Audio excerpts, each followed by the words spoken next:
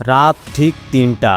পারস্য উপসাগরের আকাশে সবকিছু তখন শান্ত, কিন্তু হঠাৎ করে একটি যুদ্ধজাহাজের রাডারে ধরা পড়ল অদ্ভুত একটি সিগন্যাল।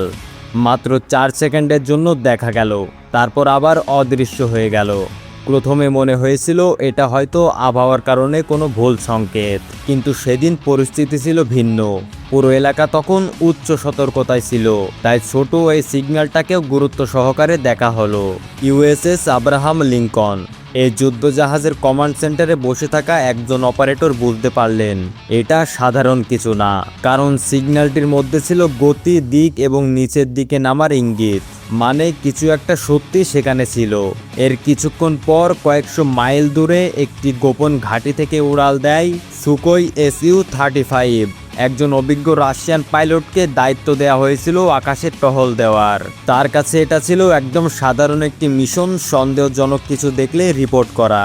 প্রথম 40 মিনিট সবকিছু স্বাভাবিক ছিল, কিন্তু হঠাৎ তার রাডারে খুবই দুর্বল একটি সিগন্যাল ধরা পড়ে। এতটাই ছোট যে প্রথমে মনে হয়েছিল এটা কোনো পাখি, কিন্তু সেই পাখি উড়েছিল প্রায় 400 নট গতিতে।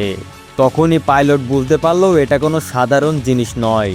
সে ধীরে ধীরে সিগন্যালটির দিকে এগোতে শুরু করলো, তারপর চালু করলো তার ইনফ্রারেড সিস্টেম। আর তখনই সে যা দেখলো তা তাকে কয়েক সেকেন্ডের জন্য থামিয়ে দিল।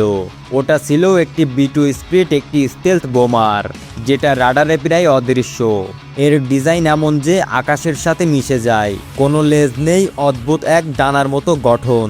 পাইলট তখনই বুঝতে পারলো এই বিমান কোনো সাধারণ মিশনে নেই, কারণ এই ধরনের বিমান একা আসে না। আর এমন জায়গায় এভাবে ঘুরে বেড়ানো মানে এর পেছনে বড় কিছু চলছে। সে দ্রুত তার ব্যাচে রিপোর্ট পাঠালো। নির্দেশ এলো দূর থেকে পর্যবেক্ষণ চালিয়ে যেতে হবে, কিন্তু কোনোভাবেই রাডার চালু করা যাবে না, কারণ রাডার চালু করলে সেই স্টেলথ বিমান বুঝে যাবে যে তাকে শনাক্ত করা হয়েছে। এরপর প্রায় ৩৫ মিনিট ধরে পাইলট দূর থেকে সেই বিমানটিকে পর্যবেক্ষণ করতে থাকে। আর এই সময় সে বুঝতে পারে ওটা একা না, আশেপাশে আরও কিছু অদৃশ্য সিগন্যাল রয়েছে। গোপন যোগাযোগ চলছে, যেন পুরো একটি লুকানো সামরিক নেটওয়ার্ক কাজ করছে। মানে এটা শুধু একটি বিমান না, এটা ছিল একটি বড় ধরনের গোপন অপারেশনের অংশ। এই ঘটনাটি প্রমাণ করে আধুনিক যুদ্ধে সবকিছু চোখে দেখা যায় না, অনেক কিছুই থাকে রাডারের বাইরে এবং মানুষের চোখের বাইরে। আর সবচেয়ে ভয়ঙ্কর বিষয় হলো যে প্রযুক্তিকে আমরা অদৃশ্য ভাবি সেটাকেও কখনো কখনো ধরা যায়, কিন্তু ধরতে পারলে যে তাকে থামানো যাবে এমনটা না।